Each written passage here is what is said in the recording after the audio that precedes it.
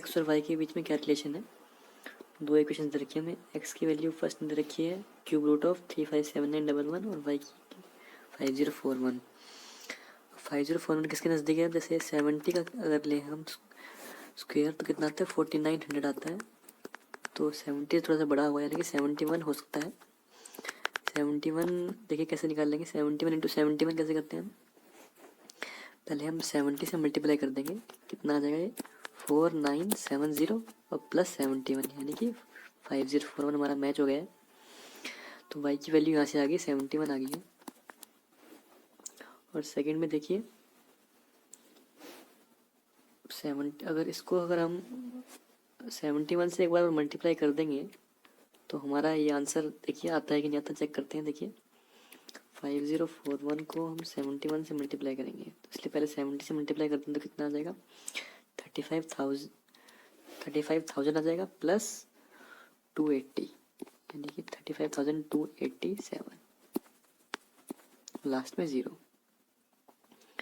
इसमें हमें क्या ऐड करना है, सिर्फ 5041, और अगर हम मैच करें तो वही आ जाएगा आपका 357911 यानी कि एक्स और वाई इक्वल है, तो हमारा आंसर आ जाएगा ऑप्शन 5। नेक्स्ट देखिए इस टाइप क्वेश्चन को हम कैसे सोल्व करते हैं, हम एक्स के आगे जो भी नंबर है उसको सेम कर लेते हैं और फिर दोनों इक्वेशंस को माइनस कर देते हैं। देखिए यहाँ से 45x प्लस कितना आएगा, 9 से मल्टीप्लाई करेंगे तो 63y इज इक्वल टू 360 और 27 387 माइनस का। ऐसे ही इसमें हम 5 से मल्टीप्लाई कर देंगे तो कितना आएगा 45x minus 85y is equal to 205। अब दोनों इक्वेशन से जैसे 45x कॉमन था तो हमने पहले ही काट दिया है, तो इसको अगर हम यहाँ ले आएंगे तो कितना आ जाएगा 148y की वैल्यू आ जाएगी हमारी 587 प्लस 5 यानी कि 592। देखिए 148 और 592 में क्या है, 140 इंटू 4 करें तो 560 और 8 इंटू 4 करें तो 32 यानी कि 592, यानी कि y की वैल्यू यहाँ से कितनी आ जाएगी हमारी, y की वैल्यू 4 आ गई है। y की वैल्यू 4 आ गई तो हम किसी भी इक्वेशन में डाल देंगे तो 7 इंटू 4 28 और 43 और 28 आएगा आपका 71 यानी कि 5x की वैल्यू कितनी आ गई आपकी -71। तो x आपका यहाँ पे नेगेटिव में आ गया है, तो x नेगेटिव में आ गया यानी कि y क्या हो जाएगा आपका x से बड़ा हो जाएगा, y is greater than x। तो हमारा आंसर आ जाएगा ऑप्शन 3।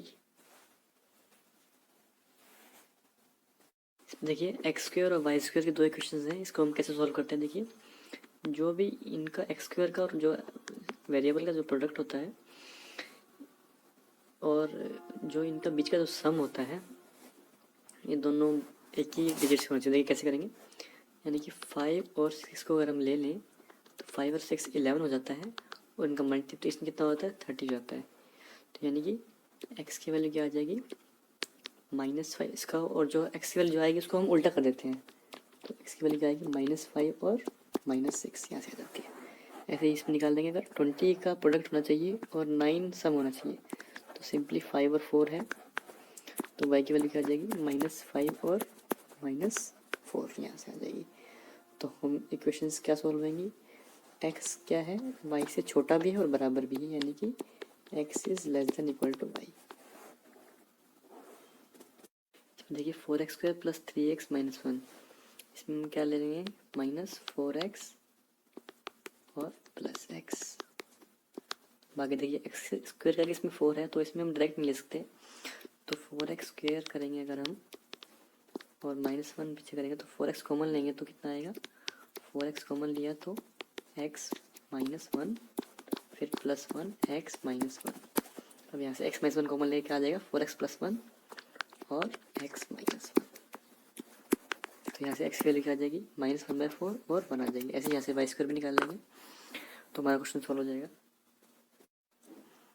15 क्वेश्चन में हम ऐसे ही कर लेंगे सॉल्व। नेक्स्ट क्वेश्चन देखिए, हमें देखिए कि total number of candidates appeared pass जो सिलेक्ट हुए हैं किसी एग्जाम में in different states during the period 2006 to 2011। तो देखिए क्वेश्चंस, फर्स्ट क्वेश्चन है difference between average number of students selected in state B and state D. अब state B और डी में अगर हम टोटल नंबर ऑफ स्टूडेंट्स का डिफरेंस निकाल लें और उसका एवरेज निकालने के लिए हम डिवाइड बाय 6 कर देंगे तो हमारा आंसर आ जाएगा। तो हमें टोटल पूरा नहीं करना है, थोड़ा लेंथी हो जाएगा, उसके जगह हम क्या करेंगे, देखिए फर्स्ट में देखिए 75 है बी में और उसमें 95 यानी कि 20 ज़्यादा है। सेकंड में कितना 12 ज़्यादा है, तो 20 और 12 कितना आ जाएगा हमारा 32 आ जाएगा।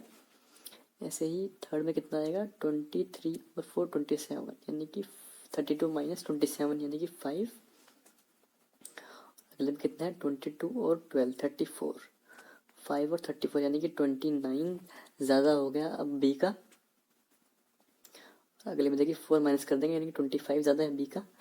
और अगले में 17 प्लस कर देंगे यानी कि 42 ज़्यादा है बी का। यानी कि टोटल नंबर ऑफ कैंडिडेट्स 42 ज़्यादा है बी के हिसाब से, लेकिन ये 6 ईयर्स के लिए है तो 42 डिवाइड बाई 6 कर देंगे हम सिंपली। तुम्हारा हर साल के हिसाब से एवरेज निकल जाएगा कि हर साल 7 बच्चे ज़्यादा सेलेक्ट हुए हैं। नेक्स्ट क्वेश्चन देखिए, हमें देखा कि इन the year 2006 which state had the highest percentage candidates passed over the candidates appeared. तो फर्स्ट में देखिए 56 में से 780 पास हुए यानी कि 10% ज़्यादा पास हुए हैं। अगले में देखिए 7500 में से सिर्फ 480 पास हुए यानी कि 10% भी पास नहीं हो पाए यानी कि बी नहीं हो सकता। सी में देखिए 480 में से 800 पास हुए हैं यानी कि ये हो सकता है। और डी में 7500 में से 700 यानी कि 10% ही पास हुए ऑलमोस्ट। तो हम सीधा सिंपली देखने से बता पा रहे हैं कि ए और सी में से ही आंसर होगा। और देखिए सी में 800 पास हुए हैं 4800 में से, और ए में से कम पास हुए हैं जबकि एपीआर ज़्यादा हुए थे। तो हमें देखने से पता चलता है कि सी हमारा आंसर होगा। नेक्स्ट देखिए, हमें बताना है कि total number of students selected in state C is approximately what percent of total number of students selected in state A. अब देखिए ऐसे इसमें हम एवरेज के फॉर्मूले से ही निकाल लेंगे। हम सी में हम कितना मान लेंगे 60 मान लेंगे, तो 20 प्लस फिर 0 6 26 माइनस 5 21 माइनस 8 13 0 यानी कि 13 को हम 6 जगह बांट लेंगे तो ऑलमोस्ट 2 आ जाएगा यानी कि 62 हमारा एवरेज आ गया। इसी ए में 80 मान लेंगे तो 80, अगले में 40 माइनस 8 यानी कि 32, फिर अगले में 16 ऐड हो रहा है फिर 16 माइनस हो रहा है यानी कि 32 रहेगा। फिर अगले में 12 माइनस हो गया यानी कि 32 माइनस 12 यानी कि 20। अब 20 को हम 6 जगह बांट लेंगे तो ऑलमोस्ट 3 आ जाएगा यानी कि 83 आ गया। अब हम बताना है कि 62 कितना है 83 का, तो ऑलमोस्ट हम देख पा रहे हैं 75% है।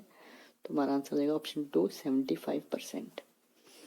नेक्स्ट देखिए, इसमें दे रखा है कि in which the following years the percentage of selected student candidates with respect to pass candidates the highest in state D. D के बारे में बताना है कि सेलेक्टेड पास्ट के मुकाबले हाईएस्ट किस में है।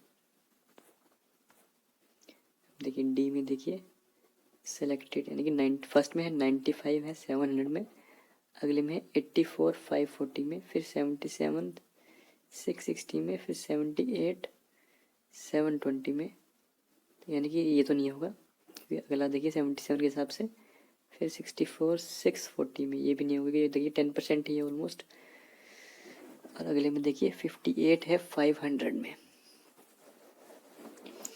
तो इसमें भी 10% के नज़दीक ही है यानी कि 10 11 तो नहीं है और 9 भी नहीं है।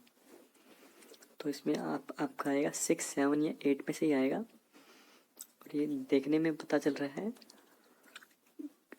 6 में कितना है 70 और 25 यानी कि आधा भी नहीं है उसका। और फिर अगले में देखिए 54 प्लस 27 से भी ज़्यादा है यानी कि 15% से भी ज़्यादा है।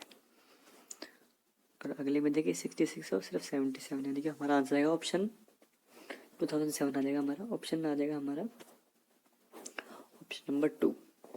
नेक्स्ट देखिए, total candidates passed in state A in the year 2006 is what percent more the total candidates passed in state C in the year 2009। इसमें भी हम उसी तरीके से निकाल लेंगे एवरेज की। तो देखिए मैं बता रखा है कि सिंपल इंटरेस्ट दिया है 8% पे और 8 ईयर्स में हो गया इंटरेस्ट 612 लेस हो गया है। देन द सम लेंथ, हमें बताना है सम लेंथ कितना हुआ। तो 8% के हिसाब से अगर हम 100 रुपये दिए मान लो सम लेंथ है तो हर साल 8 हुआ है, तो 8 सालों में कितना हो जाएगा इंटरेस्ट 64 हो जाएगा। और ये 64 100 से कितना लेस होगा 36 के। और इसी की वैल्यू हमें क्या दे रखी है, हमें दे रखी है 612। तो 1 की वैल्यू कितनी आ जाएगी, सीधा हम डिवाइड कर देंगे, सीधा 9 से कट जाएगा। तो 9 6 54 और 8 68/4 यानी कि 17, यानी कि 1 की वैल्यू 17 है। तो 100 की वैल्यू कितनी आ जाएगी, 1700 आ जाएगी और ये हमारा आंसर आ जाएगा। क्वेश्चन में देखिए हमें बता रखा है कंपाउंड इंटरेस्ट है 2 ईयर्स के सम पे 15% पे कितना है 193.5। हमें बताना कि सिंपल इंटरेस्ट कितना हुआ सेम रेट पे। तो अगर 100 रुपये मान लिया हमने सम, तो 15 रुपये हुआ सिंपल इंटरेस्ट पहले साल का। कंपाउंड इंटरेस्ट भी सेम ही होता है सिंपल इंटरेस्ट से, सेकेंड ईयर में अलग हो जाता है। यानी कि सेकेंड ईयर में 100 रुपये पे अगर 15 रुपये सिंपल इंटरेस्ट है तो कंपाउंड इंटरेस्ट निकालने का बड़ा इजी तरीका है, हम मल्टीप्लाई कर देते हैं दोनों तरफ। तो कितना आ जाता है हमारा यहाँ पे आ गया हमारा 10,000 और यहाँ पे हमारा आ गया 225। अब 10,000 पे इतना कंपाउंड इंटरेस्ट आएगा सेकेंड ईयर में, लेकिन हमें कितना दे रखा है, हमने पहले 100 रुपये माना था, इसको 100 रुपये बनाना पड़ेगा फिर हमें इसको भी। तो यहाँ पे 2 जीरो काटेंगे तो 2.25 हमारा आ जाएगा, 2.25 और यहाँ 15 तो है ही, यानी कि 17.25 हमारा सेकेंड ईयर का कंपाउंड इंटरेस्ट आ जाएगा। और फर्स्ट ईयर का 15 है ही, यानी कि टोटल कंपाउंड इंटरेस्ट कितना आ जाएगा 32.25। और इसकी वैल्यू क्या दे रखी है हमें, इसकी वैल्यू हमें दे रखी है 193.50। यानी कि अगर देखें तो 6 से अगर मल्टीप्लाई कर दें तो 180 + 12 192 + 25 6 115, यानी कि 6 से डायरेक्ट मल्टीप्लाई हो रहा है ये। तो 6 की वैल्यू आ गई।